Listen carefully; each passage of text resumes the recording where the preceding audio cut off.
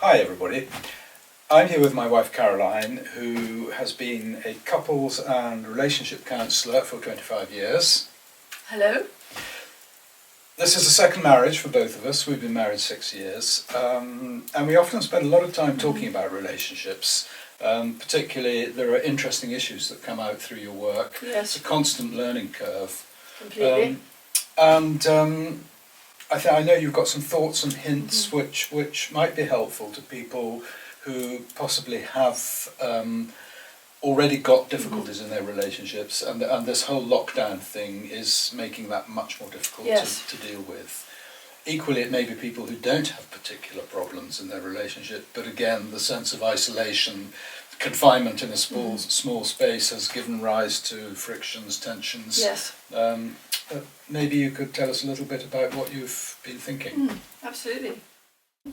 I think that there's a much greater heightened degree of anxiousness, and obviously the fear that develops the fight and flight mechanism causes people to get anxious in response to each other in relationship. Especially if you're living in a small and confined space with children running around and up the wall, and you've got practical things to deal with. The relationship tends to get put at the side, and you no longer communicate in the way that you were in a greater tenderness. And what kind of things can kick this off?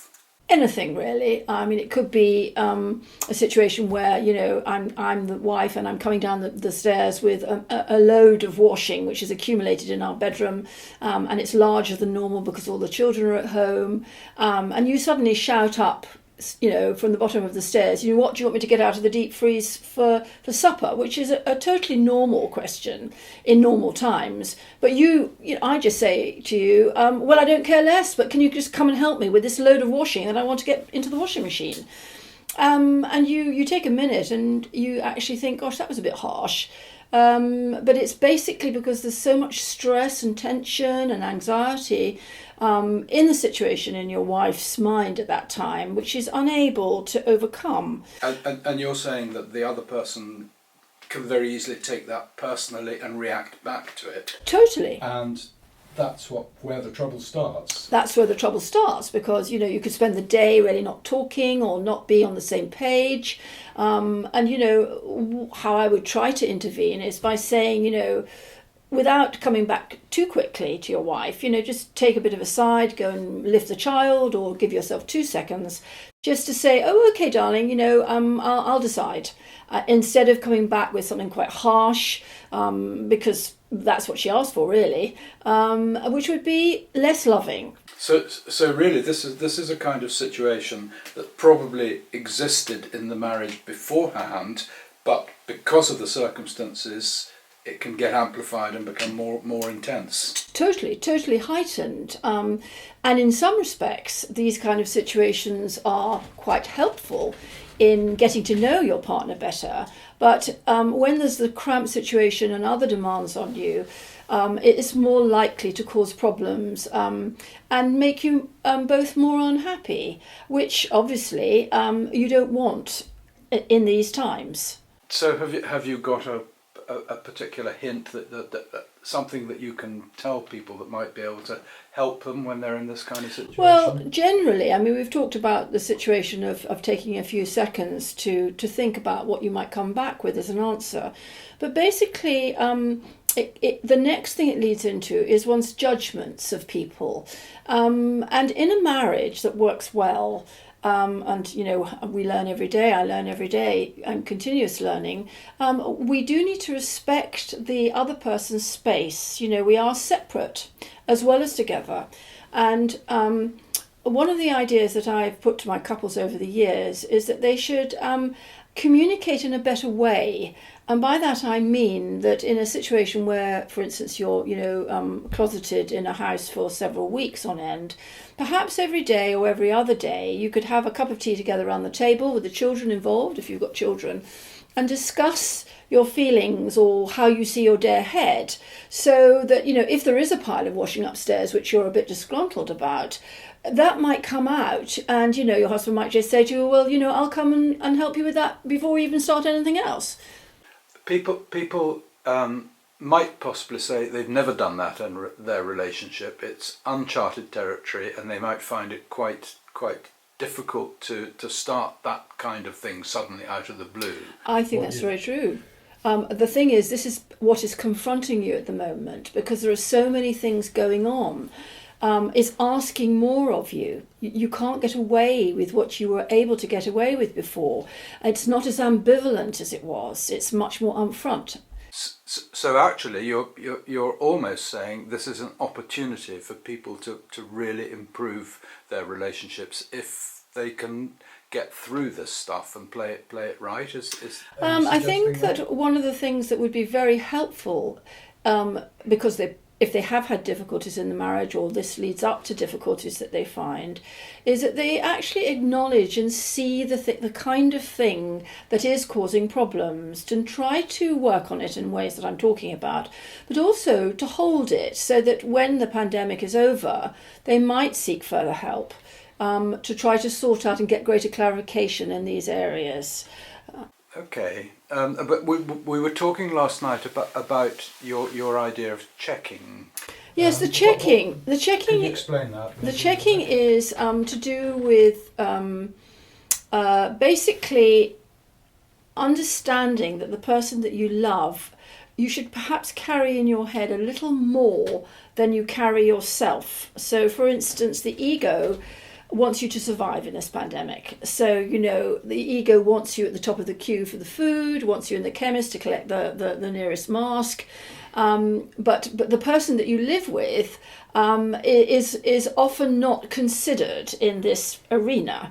And I would say checking means that you need to consider perhaps what you might think your partner is thinking before they actually say something. So, for instance, they may have emptied the dishwasher, day after day, and just kept on doing it with not saying anything. And they're waiting for you to notice so that you might play your part. And perhaps you might note that perhaps you could start something before they've even thought about it. And that would be a loving thing to do, which would be very appreciated when you're living in a hothouse atmosphere. It just adds to a kinder, a more thoughtful way of living. So you're really talking about preempting your partner and going the extra mile, giving 120% on occasions that it's required. Yes, but this can also be shared, because there's no reason why you should be always the one that does this, and communication helps you both understand that you need to take it in turns. It becomes a pattern. Once someone starts it, the other one picks it up, and it becomes a habit, which you might need help about later on. But if you can begin to understand the theory of how it works, it's amazing how people respond just through a bit of loving kindness in that respect. Do you think you could summarise that in a couple of sentences? What do they say? They say, love your neighbour as yourself. Well, love your wife as yourself. Love your wife first, on occasions. And she vice versa for her. If she knows you want to watch the football and she hates it, perhaps she needs to realise and think ahead, get the children out of the way, and actually give you your evening to yourself. But it works both ways. It has to be initiated. And it's what love is about. Love is. I think Martin Buber talked about the I-thou situation. And the thou has to come up more than the I if you're in a relationship. If you're not in a relationship and you live singly on your own, it doesn't matter what you do. You can do what you like. But if you're in a relationship and you want it to work well, you have got to think about the other person and carry them deeply in a place in yourself, a bit like sitting on the back burner. So you get on with your life, but that they are always there. And sometimes they're more up the front than they are at the back. The example you gave was a very obvious example of the woman feeling that she was not being appreciated and the man having to try and go the extra mile to understand. If we flip the situation round, which can happen presumably just as much. Absolutely. Can you think of a situation Yes, I can. where that might happen? Yeah, I can think of a very good situation. Supposing, I know my son has just been redecorating the sitting room for his wife. She chose the wallpaper. He's been looking after the child downstairs. She's been trying to keep reins on her work upstairs.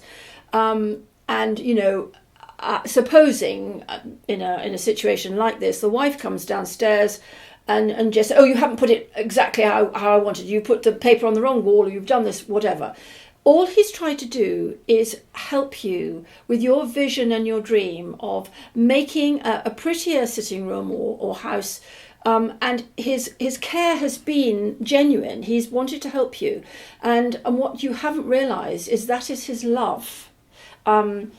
It's very much to do with the male sense of achieving for the person they love, and it's often done in practical terms, and women very often don't understand this, and it's to their detriment. They take it for granted that men work like this, and so in that respect I would say this is the other side of the coin.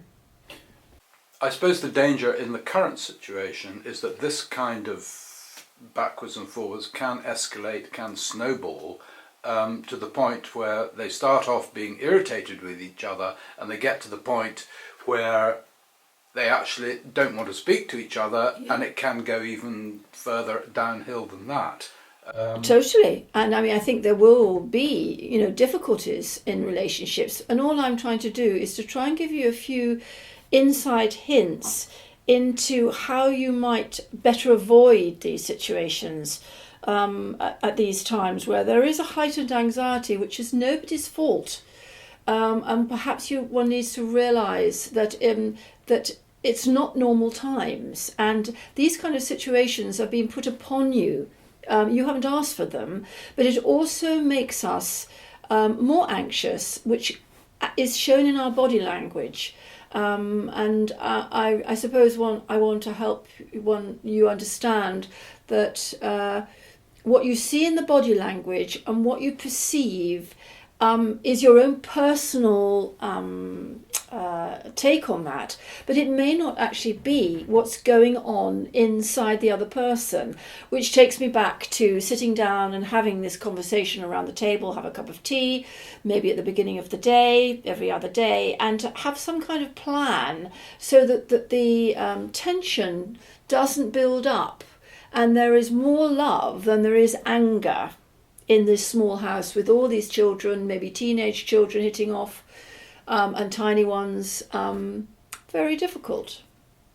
Well, that's very interesting, and I'm sure we'll look forward to hearing a bit more from you about that kind of thing, but hopefully people will find that helpful. Well, I hope so, and it's just an introduction, really.